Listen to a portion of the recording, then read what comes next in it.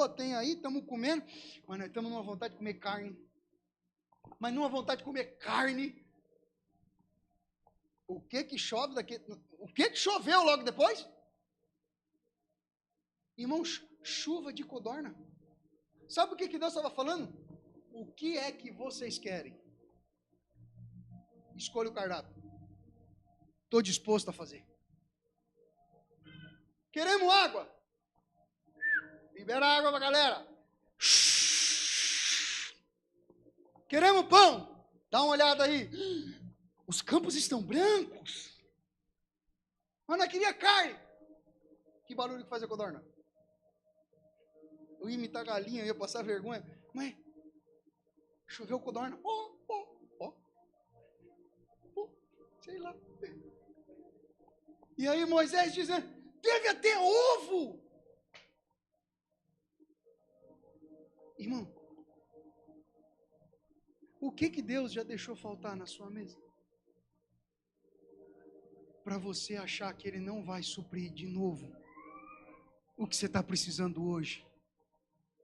Davi olhou, irmão, você não tem noção como Deus está me batendo aqui hoje. Você não imagina como é que Deus está me batendo aqui hoje. Irmão, Davi olhou e disse, eu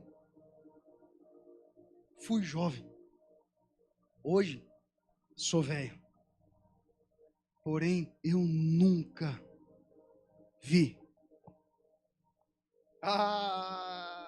nunca vi um justo desamparado e nem a sua descendência mendigar o pão.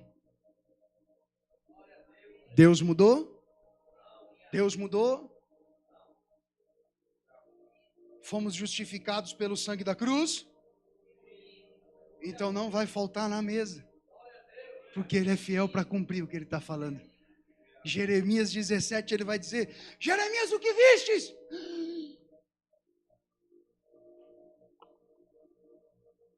Uma amendoeira, Senhor. Vistes bem. Eu velo pela minha palavra, para que ela se cumpra. A gente precisa voltar a crer como a gente cria. A gente precisa voltar a acreditar como a gente acreditava. A gente precisa logo de uma vez por todas parar de rasgar nossas vestes e rasgar logo de uma vez é o coração. Porque a gente tá bom, Rodrigo, para rasgar as vestes. Você sabe o que significa rasgar as vestes, irmãos? Vamos lá? Rasgar as vestes significa indignação. Eu estou indignado. Eu estou... E aí Deus está olhando e está dizendo, por que você está rasgando a roupa? Por que você está rasgando suas vestes? Para que toda essa indignação? Para quê? Para quê? O que está acontecendo contigo? Ele diz, para de rasgar as vestes e faz o quê? Rasga quem? Quem não? Rasga o quê? O coração. O que significa rasgar o coração? Vai para o seu lugar de oração. Porque lá você não precisa rasgar as vestes. Lá você expõe o coração.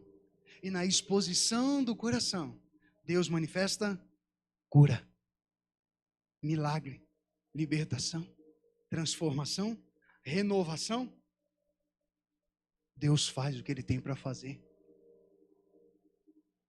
Porque esse é o único lugar que a gente não consegue fingir quem a gente de verdade é. A gente pode fingir para todo mundo, irmão. Eu posso estar sorrindo para você aqui, ó. Mas na verdade só Deus sabe se eu estou sorrindo mesmo ou se eu estou chorando por dentro, mas me fazendo de forte por fora. É nesse lugar que a gente não consegue fingir quem a gente de fato é. Porque é nesse lugar que nós somos Jacó. Qual é o teu nome? Qual é o teu nome? Meu nome é Jacó. Eu sou esse cara, Senhor. No lugar da oração é que a gente vai lá e diz assim, Eu sou essa pessoa que eu tenho dificuldade para perdoar, Senhor. Mas eu já preguei sobre perdão um monte de vezes. Eu sou essa pessoa que eu sou terrível. Eu guardo mágoa e raiva dos outros. Mas eu já cansei de aconselhar. Cara, não guarda mágoa no teu coração. Não fica revoltado. Pera perdão. Cara, o ser humano, foca em Cristo. É nesse lugar que a gente não consegue sorrir para Deus. Porque Deus sabe que a gente está chorando. Por isso que a gente precisa parar de rasgar a veste. E precisa voltar a rasgar o coração. Pastor, mas eu não queria que ninguém me visse chorando. Irmão, quando eu quero que alguém me veja chorando, eu choro. Quando eu não quero, eu vou para o chuveiro. Eu encosto minha cabeça na parede e fica ali. Ali mistura lágrima, ranho e baba. E a água já vai levando tudo. Porque ali, irmão, não dá para mim fingir quem eu não sou. Ali eu sou eu. E o maior desejo de Deus é que a gente seja nós mesmos.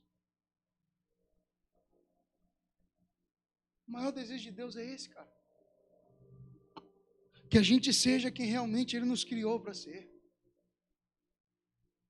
Ele olha e diz, ó, meu amado Jacó, te criei, te formei. Tu és meu. Nós temos um dono. Ele é o dono da nossa vida. Ele é o Senhor da nossa vida. Não importa o quanto esteja difícil, Ele ainda é o Senhor. E Ele agindo, irmão, quem é que vai impedir? Irmão, quando Deus diz, está dizido. Quando Deus faz, está feito. Quando Deus quer falar, Ele fala. A gente não precisa andar atrás de profeta. Deus vai mandar o profeta até você. Eu ouvi uma cacetada essa semana. Eu ainda tomei zonza até agora. E o pastor disse, irmão, sabe por que você está correndo atrás de profeta? Porque você não lê sua Bíblia mais. Porque quem tem relacionamento com a palavra consegue ler ela e ouvir Deus falar com ele. E agora, quando você não tem relacionamento com a palavra, você sai andando atrás dos profetas. Deixa eu dizer uma coisa para você. Quando Deus quiser te mandar um profeta, você não precisa procurar. Ele manda na porta da sua casa para falar com você. A gente precisa entender a forma de Deus, irmão. Não é como a nossa. Não é do nosso jeito. E aí Moisés dá uma palavra incentivadora, calma, gente. Ó, fica firme.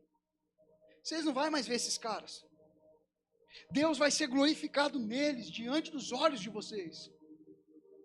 Só que Moisés dá uma palavra, irmão. E depois que Moisés dá a palavra, o que dá de entender no texto claramente é que Moisés vai fazer o quê? Orar. Você já foi Moisés alguma vez na vida de alguém, desse jeitinho aqui que eu estou falando? Já foi? Irmão, eu já perdi a conta de quantas vezes eu fui Moisés assim, ó. De alguém chegar e contar um problema, contar uma situação e eu dizer, pode parar.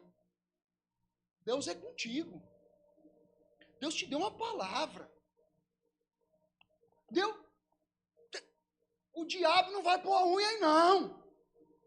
Você vai testemunhar. Você vai ver o que Deus vai fazer. E aí a pessoa sair feliz, sorridente, alegre, tomou uma injeção de adrenalina na veia. A pessoa sair, irmão, e eu ir para o meu quarto. Ou eu ir para dentro do meu carro. Fechar o olho e dizer, Senhor Jesus, como é que nós vamos fazer agora isso aí? Como é que vai ser, Senhor? Falei uns negócios pesados, Senhor. E agora? Moisés acabou de dar uma palavra de ânimo para o povo. Saiu depois, vai fazer o quê? Qual será a oração que Moisés fez? O senhor ouviu o que eu falei, né? O senhor prestou atenção no que eu disse, né? Hã? E a resposta de Deus para Moisés qual foi? Versículo 15. Por que você está clamando a mim, Moisés? Por que você está vindo orar? Por quê? É uma simples pergunta. Por que clamas a mim? Ponto de interrogação. Depois da pergunta que Deus faz, vem a palavra de instrução. Diga aos filhos de Israel que marchem. Manda o povo avançar. Manda o povo avançar. Primeira instrução, manda o povo marchar. Segunda instrução, levanta a tua vara. Terceira instrução, levanta a tua mão. Quarta instrução, vai para cima do mar e fende ele. Que o restante é comigo. O vento oriental, irmão, não foi o vento que partiu de Moisés para lá. Foi um vento que veio de lá até Moisés. Por que toda essa manobra? Porque o povo precisava entender que quem fez não foi Moisés, foi o Senhor. Sabe o que nós precisamos entender, irmão? A gente não faz nada, irmão. A gente não faz nada. Lembra quando Deus visita Gideão? Gideão está lá no lugar de fazer o quê? Era para Gideão estar fazendo assim, ó. Mas o que Gideão estava fazendo?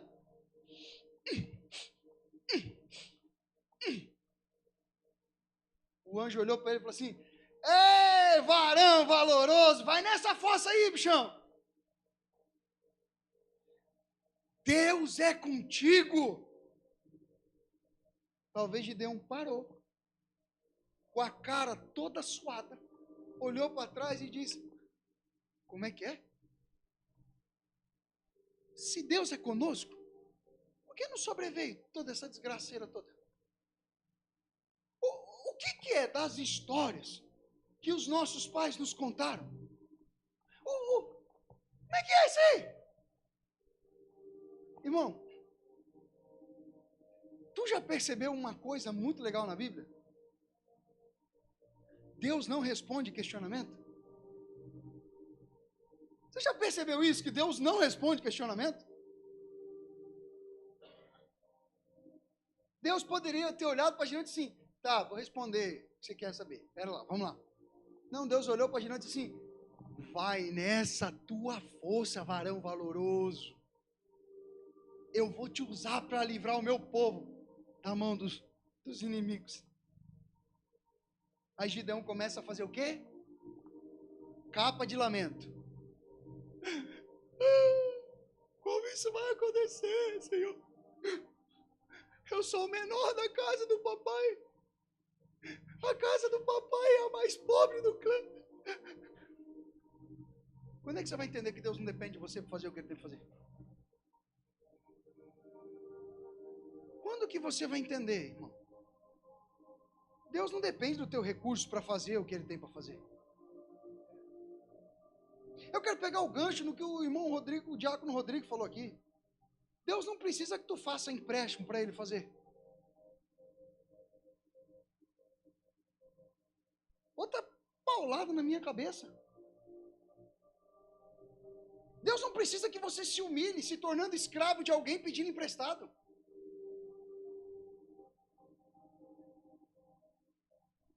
Deus falou que ia fazer, então Ele vai fazer. Já existe, irmão. Da onde vai vir, pastor? Não sei. Eu só sei de uma coisa: pedir emprestado não é resposta de oração. Um dia uma pessoa chegou para mim e falou assim: pastor, o senhor não tem noção do que Deus me abençoou. Eu falei: é mesmo? Pois é, rapaz, fui no banco e consegui fazer um empréstimo. Eu olhei para ele e falei, como é que é? Não, sim, sim. E aí, ó, Deus foi muito bom, irmão, fato verídico. Ele falou, Deus foi muito bom, porque o valor que eu não consegui todo no banco, meu pai me emprestou. Eu falei, irmão, isso não é bênção. O banco, tu vai ter que pagar juros. E toda a vida que seu pai tem, que não é diante de Deus, recai sobre a sua. Porque a Bíblia diz que se você pede algo emprestado para alguém, aquela pessoa para quem você pediu emprestado se torna o seu senhor e você é o escravo dela. Como é que isso pode ter sido bênção, irmão? Ele olhou e disse, pastor, agora já era, porque eu já até assinei os papéis. Falei, agora é vida que segue, irmão. Arca, o B.O. Deus não depende da gente, irmão. Deus só depende dele. O que ele falou para Moisés? O que ele falou para Gideão? O que ele falou para Abraão? Ele falou para Abraão, vou te dar um filho.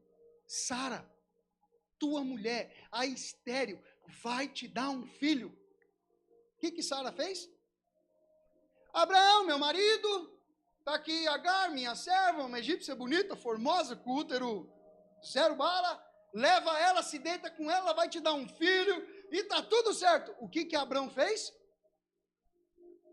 Boa ideia essa, hein, Sara? Puxa, que legal. Resultado da ajuda de Sara, da aceitação de Abraão. Só você ligar a televisão. Iraque, faixa de Gaza. Resultado da ajuda de Sara e da aceitação de Abraão. Um caos instalado até os dias de hoje. Se Deus falou que vai fender o mar, Ele vai fender, irmão.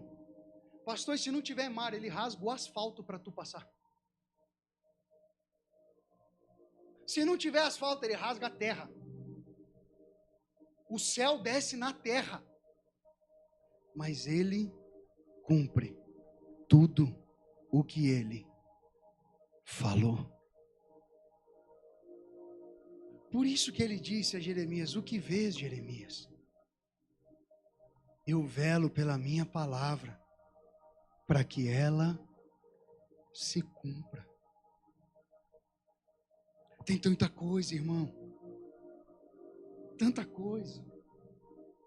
Só que antes do mar abrir, a Bíblia diz que a nuvem sai da frente e vai para trás. A coluna de fogo sai da frente e vai para trás. O que isso representa? Segurança. Proteção. Enquanto todo mundo não atravessou, a proteção continuou lá. A mão que guardava continuou lá. Irmãos, teve uma vez que eu queria ir embora dessa terra. Não vou mentir para você não, de uns tempos para cá tem me dado vontade também, tá? Tem me dado vontade de ir embora. Vou mentir para você não. De verdade. Tenho orado e de Deus já não deu meu tempo aqui não, será? É tanta coisa que está acontecendo que eu já estou ficando meio desesperado aí. E um dia eu estava sentado, irmão, lá na igreja de PVC. Teve uma época aqui na cidade que todo mundo dizia assim, você vai lá na igreja de PVC? Era nós. O telhado caiu, não tinha para onde ir, arrancamos todo o PVC da igreja antiga, fizemos com os sarrafos um esquadro, pregamos PVC em tudo e congregamos lá. Num chão que não tinha contrapiso, era só o piso. Os irmãos chegavam mais cedo, dobravam o joelho, quando levantava tinha até marca de furo no joelho por causa das britas. Não tinha piso, era só contrapiso, perdão. Obrigado, irmão. E um dia eu estava sentado. Vem a pastora Estela, do nada. Aquele dia, a pastora Estela tem dia que ela só aparece. Ela não está aqui hoje, ó. Mas tem dia que ela chega. Olha, estava eu de cabeça baixa, tocando meu carrãozinho e pensando, Deus, Me leve embora, não quero mais ficar aqui. Eu acho que já deu. Ela veio.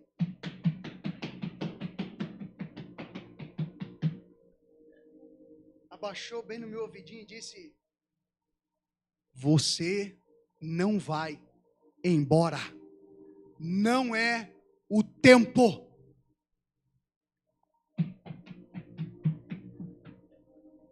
E voltou para o lugar dela. Outro dia eu estou aqui onde a Natália está, chorando, feito uma criança agoniada. E orando por dentro: Senhor,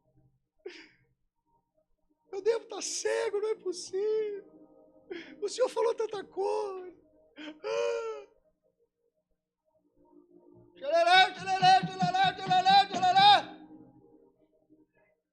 Tem gente que se escandaliza com o jeito que Deus usa a pastora Estela. Ai, pra que todo esse escândalo? Irmão, se tu é almofadinho, o problema é seu. Deus usa quem Ele quer, do jeito que Ele quiser. Para de ser Judas apontando os outros. Ela veio aqui, pôs a mão no meu peito e disse: filho,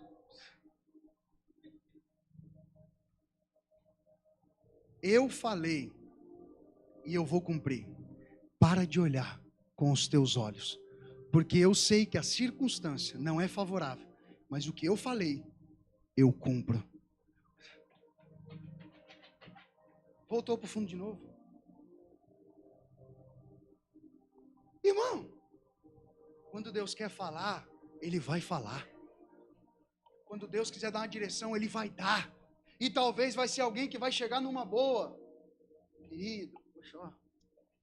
Então assim, cara, poxa, que legal. Faz sentido para você essa palavra.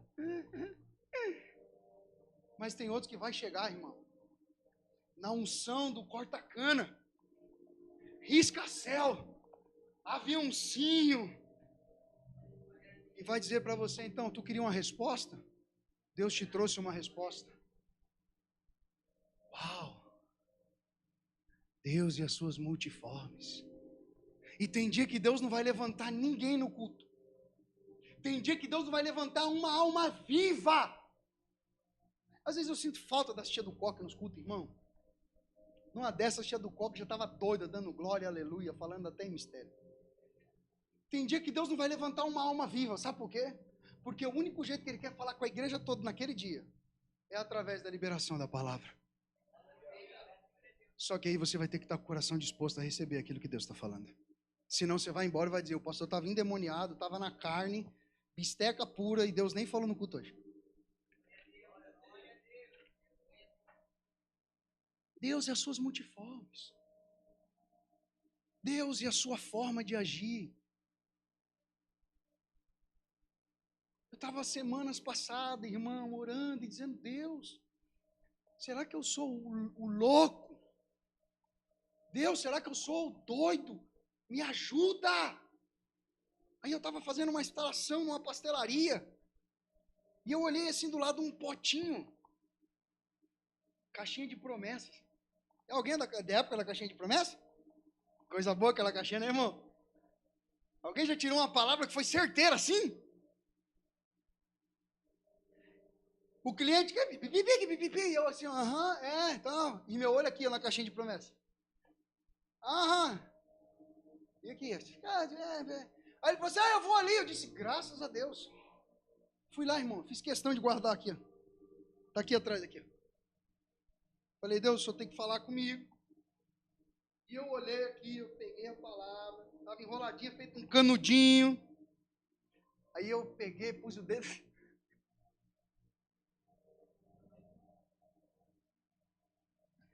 Enfiei o dedo dentro daquele potinho e fui: Senhor, que o inimigo não conduza o meu dedo, mas que seja o Senhor. E peguei um rolinho, eu nem fui olhando assim, peguei. Falei: Senhor, essa palavra.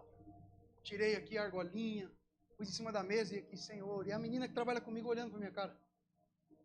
E aí eu fui desenrolando assim, eu disse: Deus, eu vou abrir meu olho, eu quero ouvir a tua voz. Eu abri o olho. Acaso busco eu agora a aprovação dos homens ou a de Deus? Ou estou tentando agradar os homens? Se eu ainda estivesse preocupado a agradar a homens, não seria servo de Cristo. Gálatas 1:10.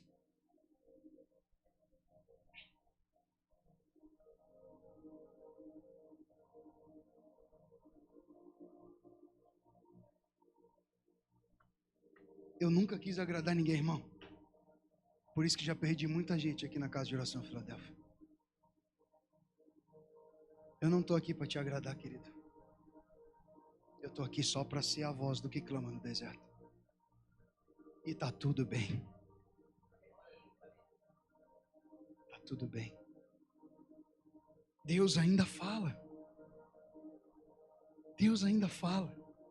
E aí, de repente, a gente pergunta, poxa, nisso tudo não tinha nenhuma circunstância favorável, né? Não tinha nenhum ponto favorável para olhar. Tinha, irmão. Não tinha, pastor, porque na frente estava o mar, atrás estavam os inimigos. Nós vamos olhar para onde? Para o que está na frente, irmão. Você já reparou no teu carro que o para-brisa é maior do que o seu retrovisor? Por que o para-brisa é maior do que o retrovisor? Porque está na frente, pastor. Exatamente. Porque o que importa para você é prosseguir e não ficar olhando para trás. Mas a gente insiste em abandonar todo aquele vidrão bonito para ficar focado naquele negocinho.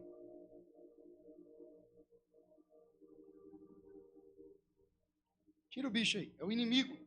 Mata ele, irmão. Sai! A circunstância favorável era a que estava na frente, irmão. Sabe qual é a circunstância favorável para a tua vida hoje? Olhar para frente.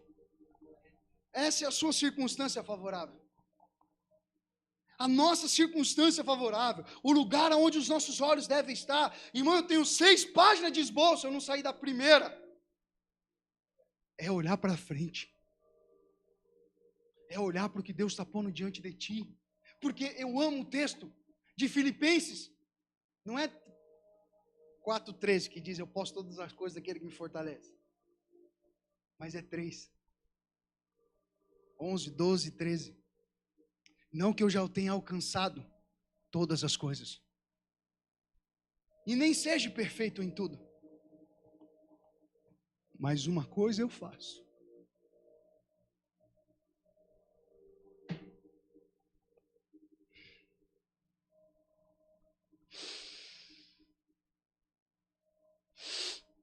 Eu esqueço das coisas que ficaram para trás.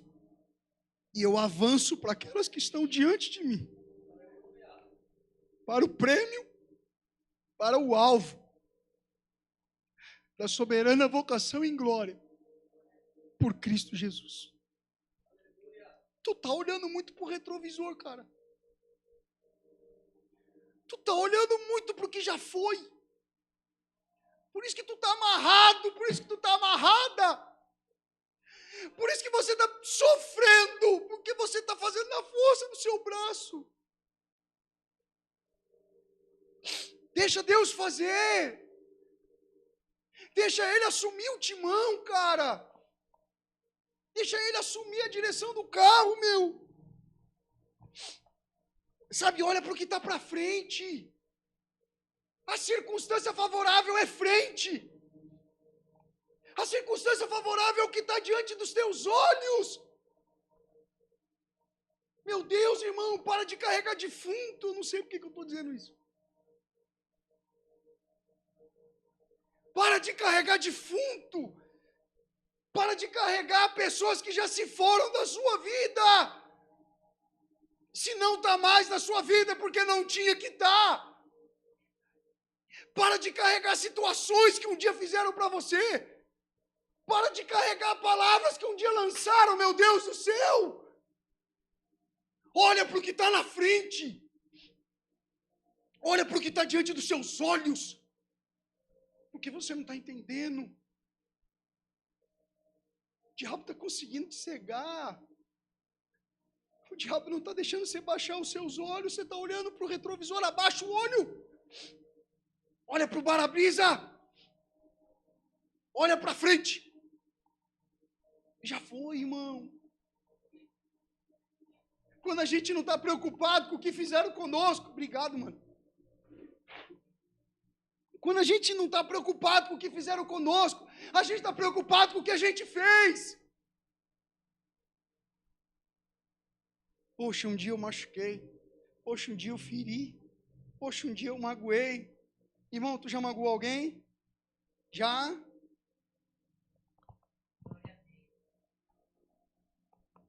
Eu já te magoei como seu pastor?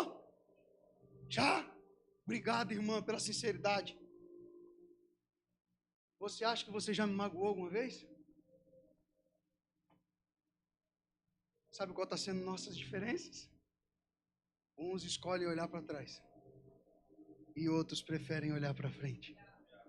Se tu pediu perdão, foi de verdade, tu já foi perdoado. E esquece do que foi jogado no mar do esquecimento e caminha rumo à graça. Pastor, mas a pessoa não me perdoou. Fica tranquilo. Deus vai tratar com ela. Porque com você está tudo certo. O perdão, o pedido de perdão, a liberação de perdão só precisa ser verdadeira. E é com base nisso que Deus libera sobre nós a cura extraordinária do céu sobre todas as áreas da nossa vida. Amém? Essa é a palavra do Senhor para nós nessa noite. Você pode, por favor, ficar de pé?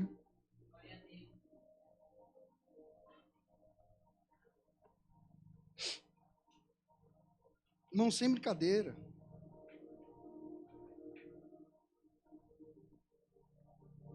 A gente escreve. Tem dia que Deus deixa nós falar, tem dia que Deus não deixa. Se fosse para falar todas as páginas aqui, nós ia varar a noite aqui. Eu não tenho problema com isso não, irmão, mas como não saiu nenhum glória, vamos parar já. Porque se alguém falar, aleluia, eu dizer, olha, é para continuar, estou sentindo Deus falar. Mas essa é a palavra do Senhor para nós. Ele é o Senhor. E a Bíblia diz que o povo atravessa o mar com os pés secos. Um dia, numa aula de história, um professor começou a dizer, porque isso aí é mentira. Porque nessa época em que o povo hebreu atravessou, o povo de Israel atravessou, era um tempo onde as águas estavam baixas. Então as águas do mar batiam na canela. Aí o menino levantou e disse, glória a Deus. E o professor falou assim, por que você está dando glória a Deus? Eu estou provando que está errado. Ele disse, não, porque é maravilhoso. Porque Deus conseguiu matar todo um exército com água na canela, só Deus mesmo para fazer um trem desse. Obrigado, professor. O senhor aumentou minha fé na palavra de Deus. Só que, irmão, inúmeros mergulhadores, historiadores já mergulharam naquela região. Sabe o que eles encontram no fundo do mar até hoje? Escudos, espadas, carroças, rodas, crânios. Tudo aonde? No fundo. No fundo. Porque Deus é fiel, irmão. Deus, Ele é fiel. Amém? Vamos orar ao Senhor? Ah, Jesus. Eu queria que você colocasse a mão sobre o seu coração.